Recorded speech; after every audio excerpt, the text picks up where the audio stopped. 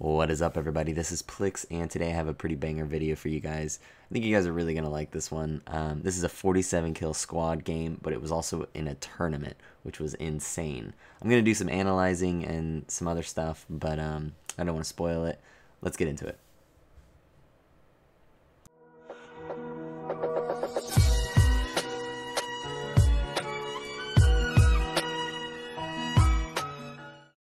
Alright guys, so I get a lot of people asking, hey, how are you winning these tournaments so much? Like, what are you doing? Do you have any tips? I feel like I get close, but I can never like consistently win these matches. I get a lot of these messages, and I figured I'd make a video on it just to help people out while, providing some pretty intense gameplay as well. So I got a couple tips for you guys for being able to win more of these tournaments. These tournaments are honestly an amazing investment if you are good.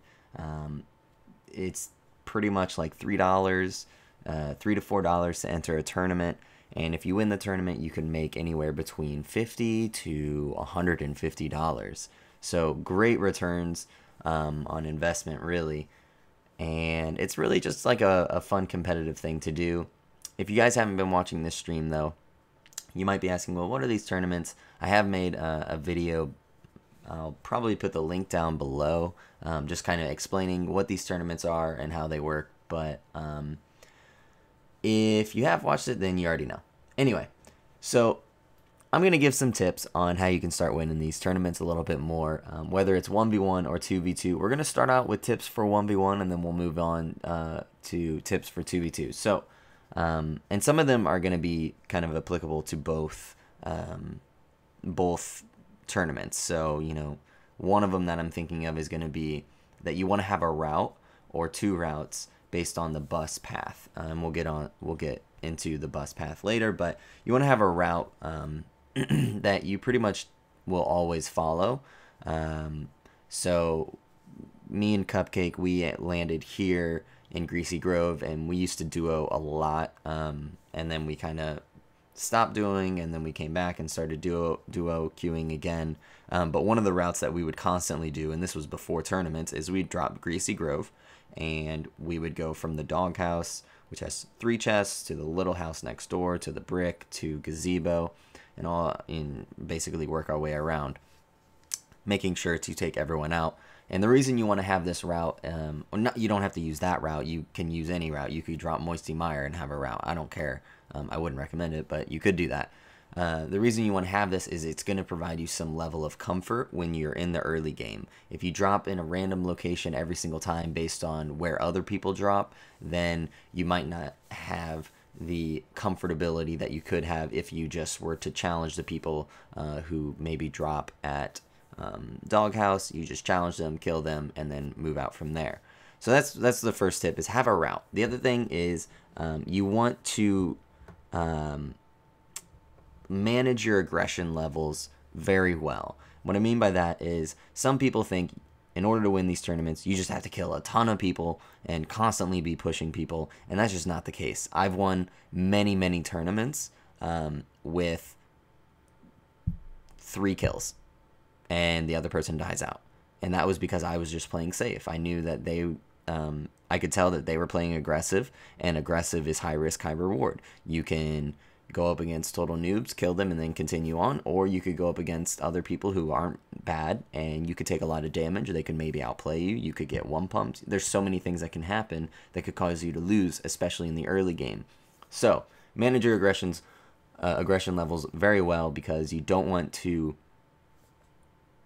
go up and you get 3-4 kills, you're doing really well, and you continue to play super aggressive, and then you die, and then the other person literally can just sit in a bush and wait for people to pass him and get 4 kills easily.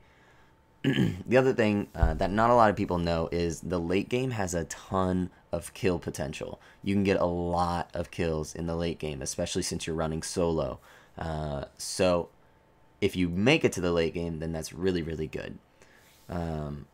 Because I've been down 6 kills, I think, and someone has died with like 10 kills, but they died very early on, and I just made it to the late game and killed a bunch of noobs who were hiding in bushes for an easy 4 more kills to tie it up, and then I won that game and proceeded to advance in the tournament. So I don't know. That's just my opinion. I think it's reasonable to play that way. I personally enjoy playing a little bit slower in the beginning of the game. Maybe I drop Greasy Grove and play it kind of slower. Don't push out as quickly. Try and pick people off at a range. And then maybe mid game, I start to pick up the pace. And late game, that's when I'm really pushing people and playing aggressive, because that's kind of what you have to do in the late game in order to secure those kills, because most people aren't that good in the late game because they've been camping. That's kind of how I play, but you guys can figure out what works for you, and that's fine. I'm going to move on a little bit to some duo tips. So the first one is obviously you're going to want to have a solid duo partner who you can rely on. That's incredibly important. I know that if I am not next to Cupcake, he can manage himself. He can stay alive. He'll build, like if he gets surrounded by a full squad, I know he will build and build and build to stay alive until I can get close to him and flank. Or if I'm not near him at all, I know he'll do his best to try and clutch up. And the same thing goes for me. If Cupcake dies early game, I will do my best to clutch up. And I think that's important. You need to have a good duo partner. The other thing you need to have is really good synergy with your duo partner. That's incredibly, incredibly important. You both can have the best skill in the world, but not have that great of synergy. I've had partners like that before, and it works, but it also doesn't work because you're thinking two different things. So I might be thinking, okay, the best play here is to play it back, just build, and the other guy who I don't have synergy with but is very good, it might be thinking, oh, I'm just going to push them really hard, stairway push them or staircase push them, and he's thinking he's going to staircase push with me as well, but I don't. I stay back and build. And so that's where like synergy can really mess you up. You want to have really, really good synergy, both be thinking very similarly, and that's kind of what me and Cupcake have, and a couple other people on the team. We all have that, which is really, really good. The other thing that's very important is have names for buildings. And I know this sounds weird, but you want to have names for as many buildings as you can. So I don't know, when I'm talking about Greasy Grove, I'm just going to rattle off names. We got Doghouse, we got White House or Little House, we have Brick House, we have Gazebo, Canoe, Blue House, Burger, all of the Gates.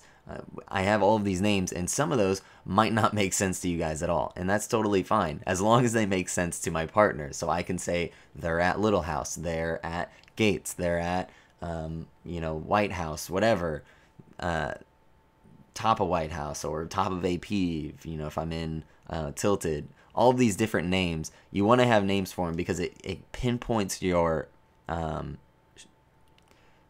spotting. So if you like spot someone, you're like, oh, this person is on the Doghouse, top of Doghouse, you can exactly tell them where they are, instead of just being like, oh, no, northeast, or northwest. Like northwest is great, but if you can say exactly where they're at, that's going to be a lot better. And I don't know, I think that's really important. I'm trying to think of any other tips.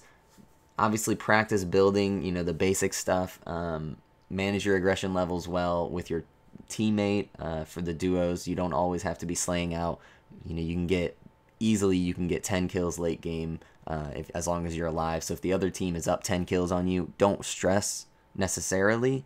I mean, if they're still alive, then yeah, you should probably stress it. But if they're dead and they're up 10 kills, you don't need to play like a madman. You can wait till late game when there's maybe 20 people left and kill 10 of the remaining 20 people, and it's really not that hard to do. Yeah, so that's most of the tips that I have for you guys today. I'm gonna let the remainder of this video play out. As you can see, I went down, which is unfortunate, but it happens, and I was really relying on Cupcake to clutch it out, and he did. And this was a massive 47 kill game, like I said in the beginning. If you guys did like this video, please do smash that thumbs up button. That helps me out a lot. If we get 100 likes, we're gonna do another giveaway. Shout out to the person who got the previous giveaway. This one is gonna be primarily just like a I don't know. We're gonna have to figure out a way to do it. But if this video does get it, I'll figure out a way to get a gift card to whether you're on PC, PS4, or Xbox. I'm sure there's a way. I just got to figure it out. Probably an Amazon gift card. I don't know. Like I said, if we get 100 likes, we'll do that. And be sure to hit the subscribe button. Make sure you're notified. So when I post another video, you'll get updated. And check it out on Twitch as well. Hope to see you guys there. Thank you. Enjoy the rest of the video. You guys stay awesome. I'm pretty sure. Let me do the math. 4 left, 22 to 21. No, 2 kills.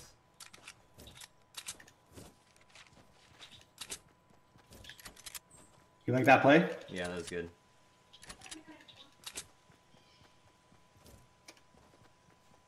What's the score?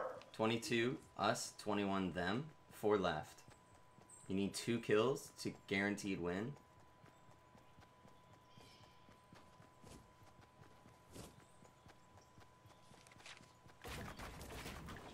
You got a launch pad or? Of course I do.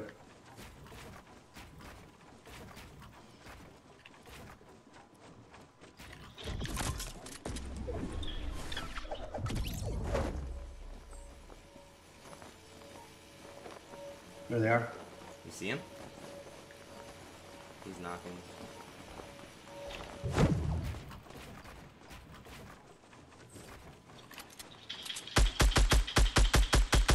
Last one. GG. My shit! Get my shit! GG, bro. GG. All headshots! Fuck out of here! Hey, let's go, baby! 47 bomb, bro. That's a high fucking kill game, bro. Good shit. Yo!